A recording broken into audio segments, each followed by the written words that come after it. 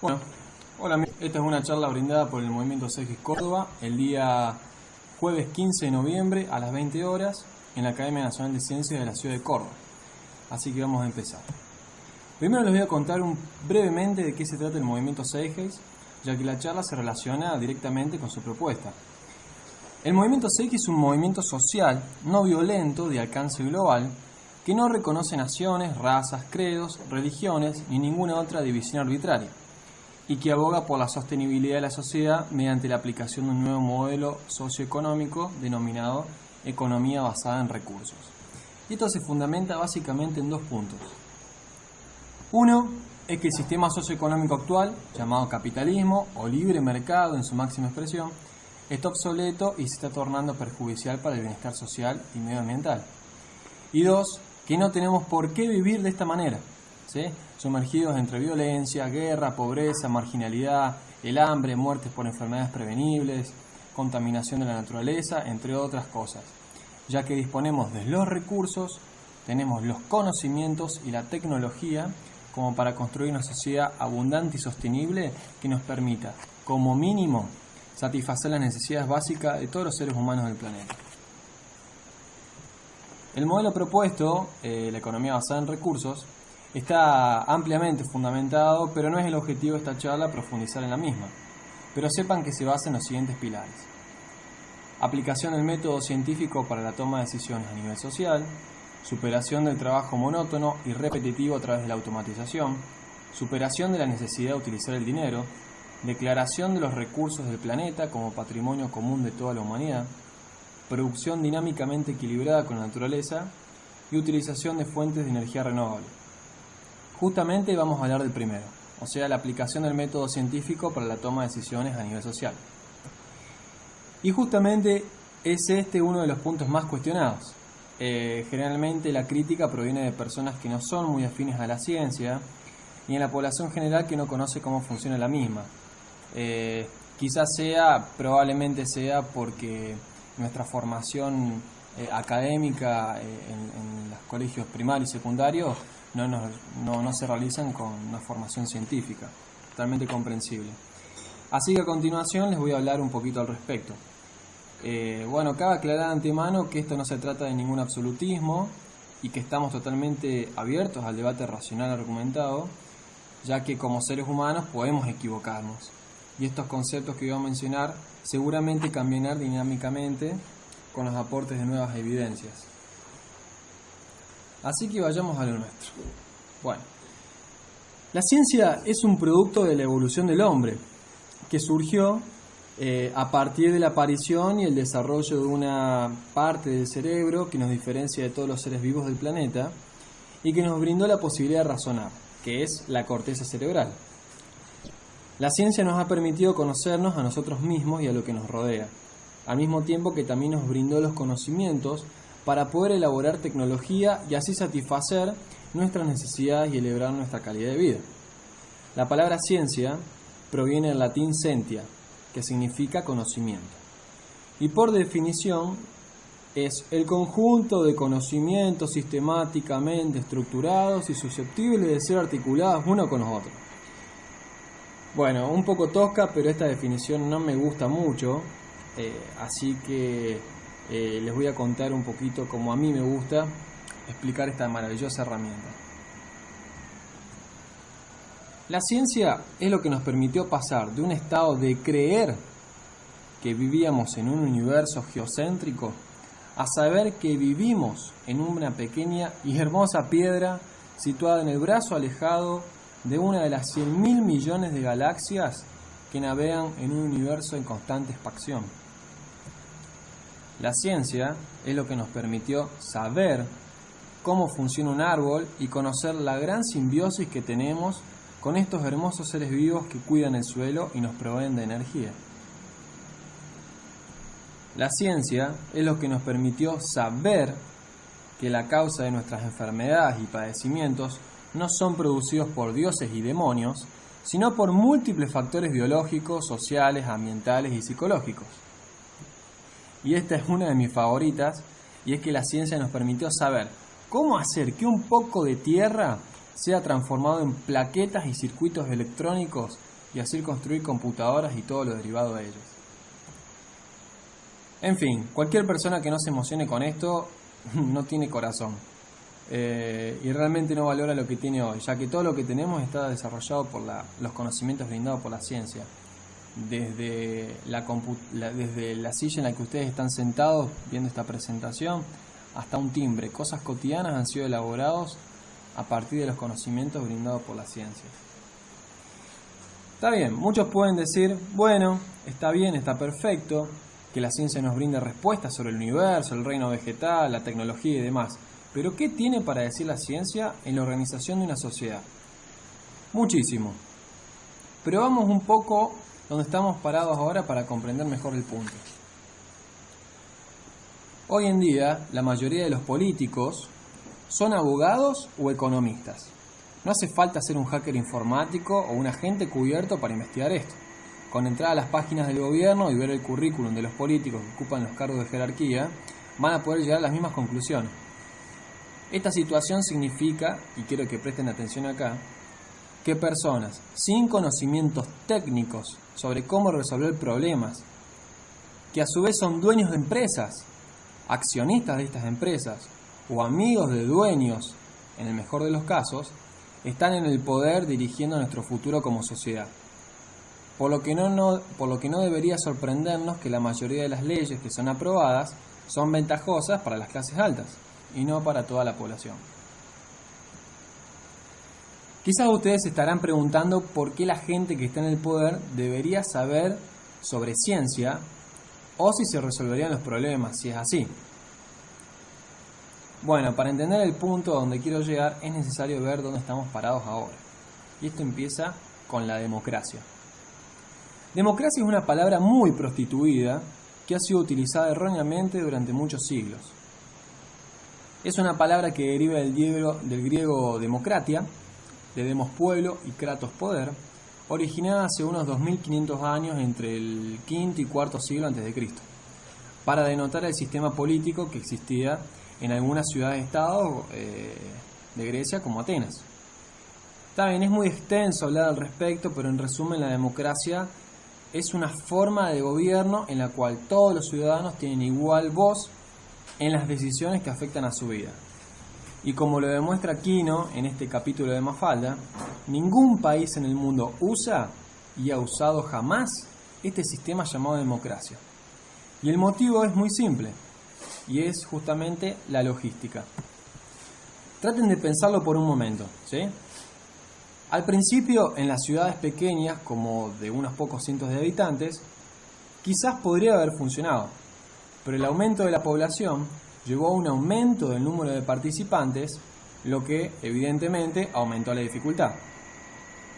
¿Quién no ha tenido un debate en clases y ha visto que es casi imposible ponerse de acuerdo con todos los compañeros porque cada uno tiene su opinión marcada por su cultura?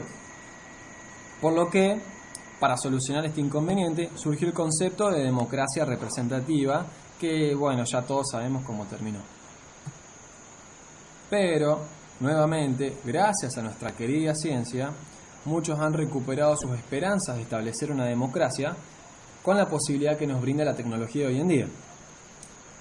En un principio podría ser posible mediante sistemas de votos electrónicos por Internet, y así hacer posible ejercer una democracia participativa, como por ejemplo el caso de Islandia, que el año pasado, 2011, convocaron una reforma de su Constitución Nacional de manera colaborativa por Internet.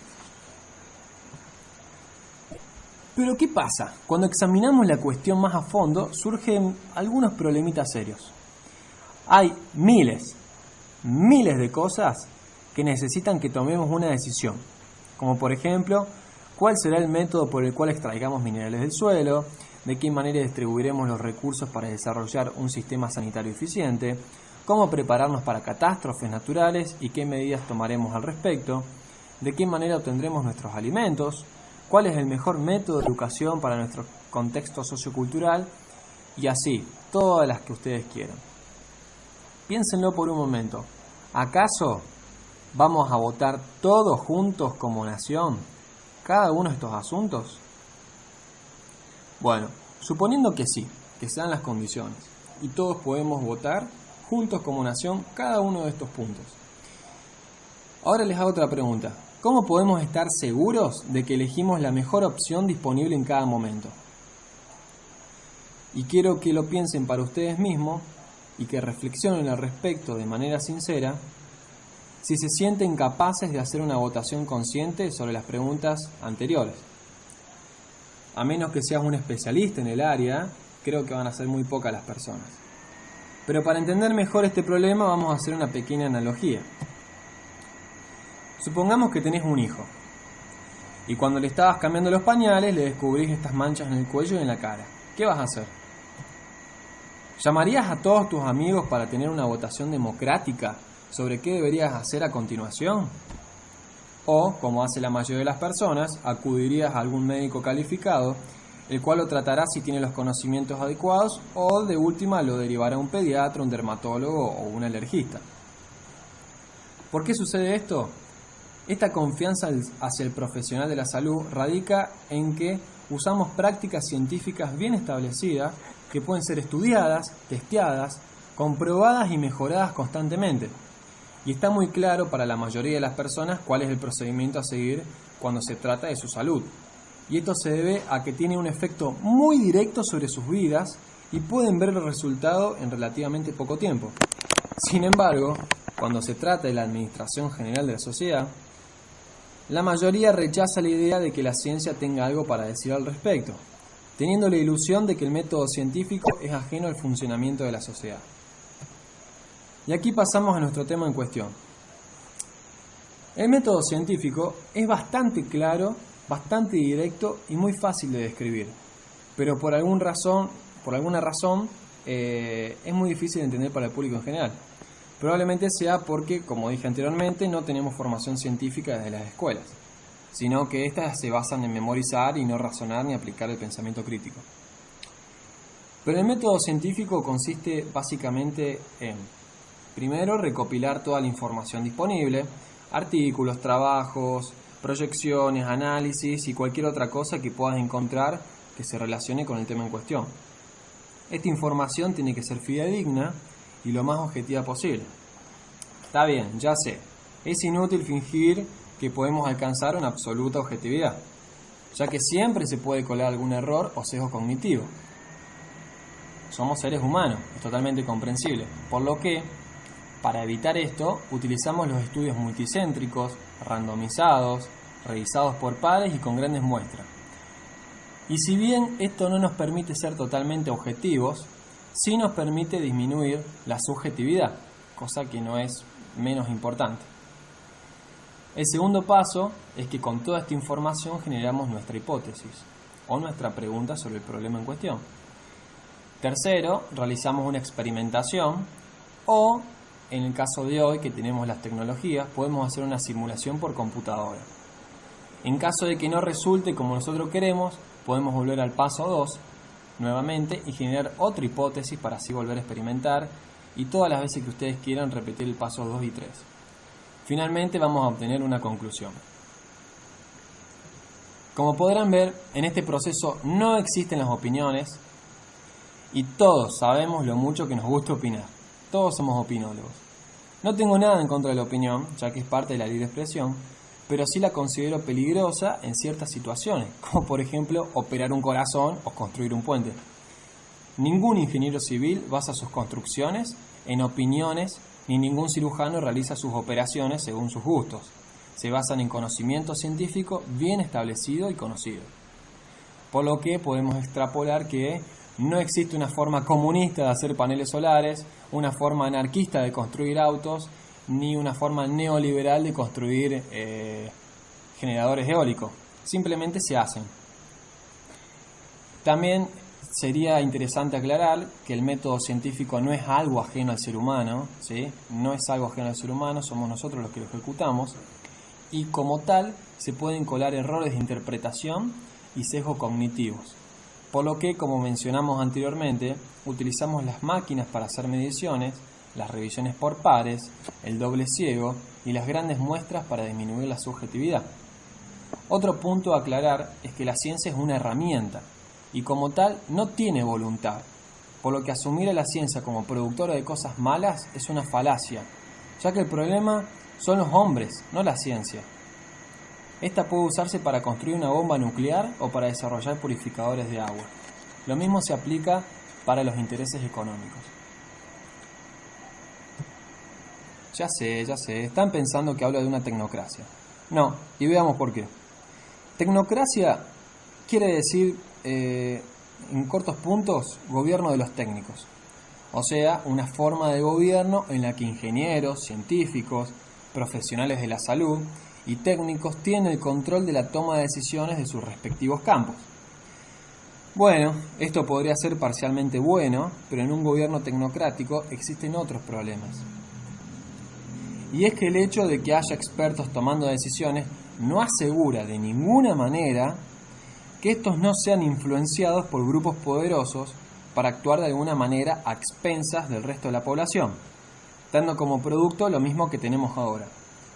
Una élite gobernante que toma todas las decisiones, que no tiene la obligación de considerar las necesidades del resto de la población, ni de compartir el cúmulo de conocimientos que la mantienen en el poder.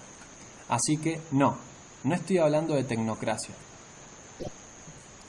Entre paréntesis, cabe aclarar que los humanos no nacen corruptos. Como se ha demostrado, somos seres moldeados por nuestro entorno, y que cuando se presentan las condiciones para la corrupción, la historia demuestra que tenderán a volverse corruptos.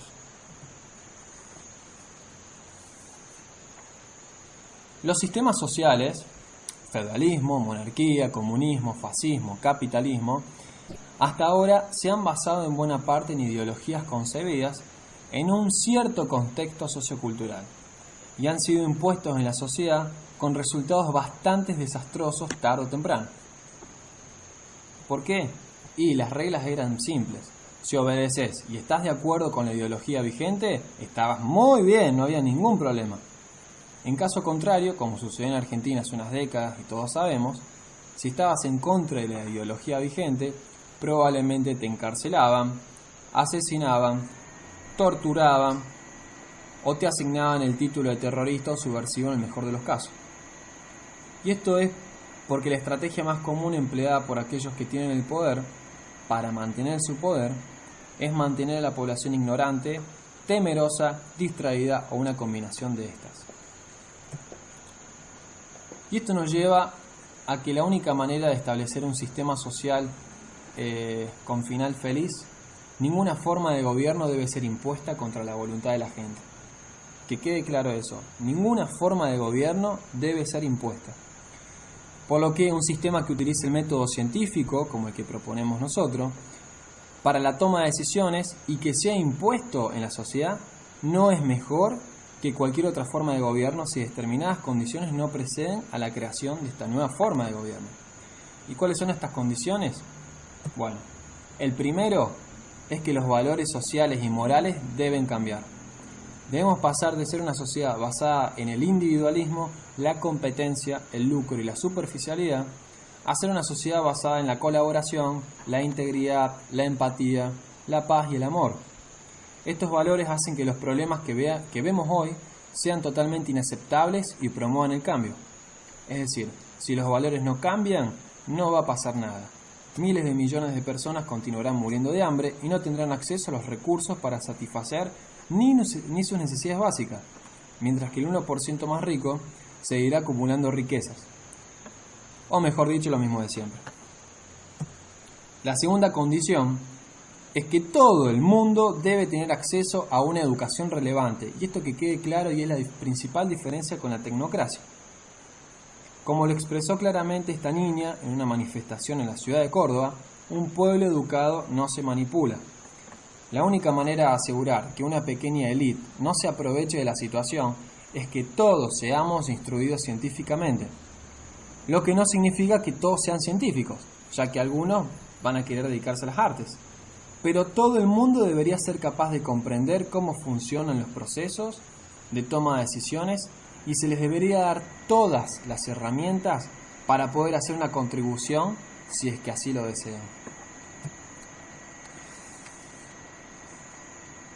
Cuanta más gente compruebe y vuelva a comprobar las actividades de los demás, más probable es que haya un sistema justo y equilibrado.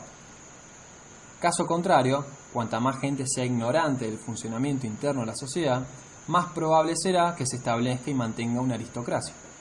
Si estas dos condiciones se dan, es decir, acceso a educación relevante más un cambio de valores, la mayoría de las personas racionales estarían de acuerdo de que no tiene ningún sentido construir una sociedad basada en las imposiciones de una institución dominante.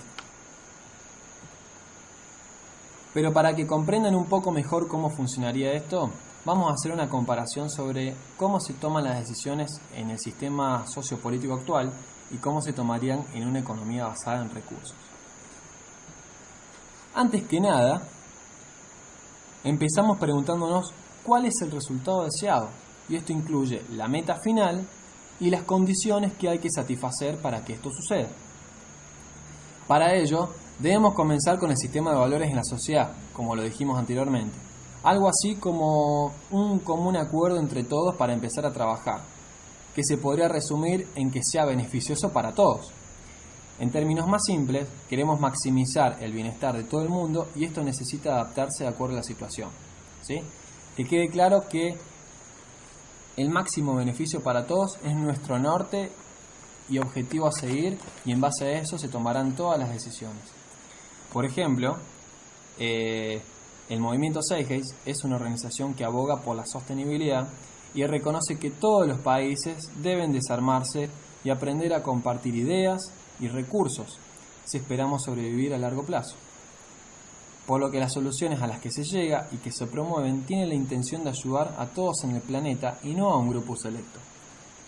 Pero si me decís que la paz, la sostenibilidad y la prosperidad no son condiciones deseables y que preferís la pobreza, la corrupción, contaminación, guerra y hambruna masiva, no sé de qué estás hablando. De esta manera tenemos establecido nuestro norte, ¿sí? El máximo beneficio para todos y no para un grupo selecto. Una vez puesto el punto en común, vamos a plantearnos el problema a solucionar. Por ejemplo, veamos cuál es el mejor método de obtención de energía. Y en este caso particular, el objetivo sería producir la máxima cantidad de energía de la manera más eficaz, sostenible y responsable posible. ¿Para quién? Para todos, no para un grupo selecto. Ahora, para que se den una idea de la eficiencia que tendría este proceso, comparemos el sistema sociopolítico vigente y el propuesto por el movimiento Zeigeist, la economía basada en recursos. Recordemos que en una economía basada en recursos, este sistema no será impuesto, sino que emergirá de la tendencia cultural del momento y en ella se cumplen las dos condiciones mencionadas anteriormente. Quiero recalcar esto.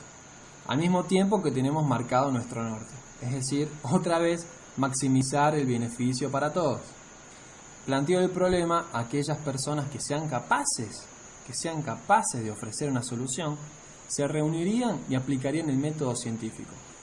En primer lugar, recopilarían toda la información disponible, estudios sobre las tecnologías de punta, reportes climatológicos, aplicaciones de nuevos materiales, disponibilidad de recursos, informe de tecnologías usadas anteriormente, etc.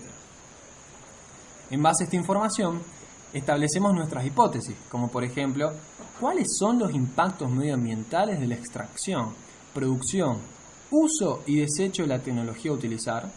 ¿Cuáles son los costes brutos de la producción en temas de energía y materiales? ¿Cuál es la disponibilidad a largo plazo de cada fuente de energía? A partir de esto, de nuestras hipótesis e información recolectada, podemos hacer simulaciones computarizadas para obtener una lista de valores y coeficientes deseados que nos dirá qué tecnología en particular nos conviene utilizar en una región determinada, debido a las diferentes topologías de cada lugar, recursos disponibles, entre otros factores. Por ejemplo, en la provincia de San Juan, sería absurdo pensar en utilizar energía undimotriz o mareomotriz, pero sí tenemos grandes chances de hacer un aprovechamiento de la energía eólica, geotérmica o solar. Y al aparecer nuevos descubrimientos, materiales y desarrollos, los resultados van a cambiar de manera dinámica en función de las variables incluidas al inicio, permitiendo una renovación dinámica de la tecnología respetando los parámetros iniciales de que sea beneficioso para todos. Ahora, ¿Qué pasa en el sistema sociopolítico vigente? Bueno, primero se comienza con ser elegido. Sí, te tienen que elegir.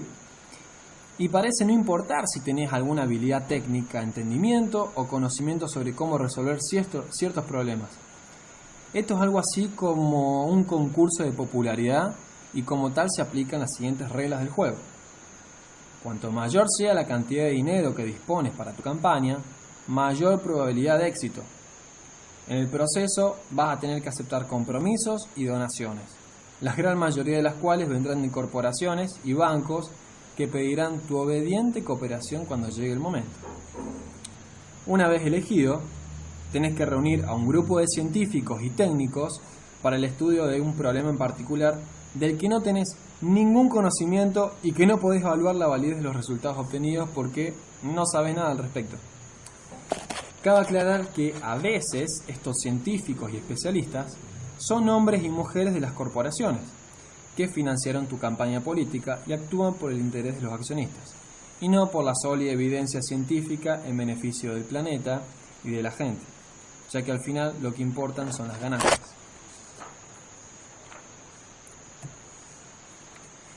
Hay otros asuntos que deberían ser abordados y aquí solo se abordó de manera superficial el uso del método científico aplicado con interés social y medioambiental.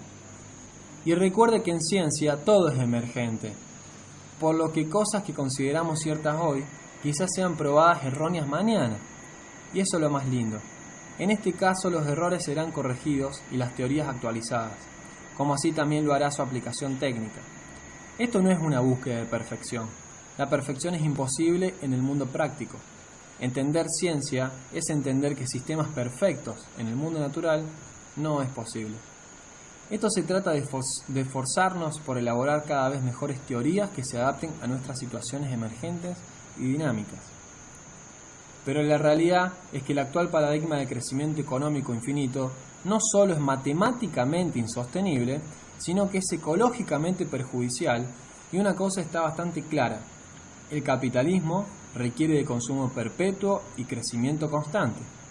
Es más, las propias bases del sistema de mercado no son la administración inteligente de los recursos escasos, que es el principio de la economía, sino el cómo extraerlos y consumirlos perpetuamente en pos del beneficio del crecimiento económico. Y haciendo uso de la falacia de autoridad, locura es hacer la misma cosa una y otra vez, esperando resultados diferentes. Entonces, nos animemos a cambiar, hagamos las cosas de otra manera, otro mundo es posible. Muchas gracias a todos, abrazos y paz.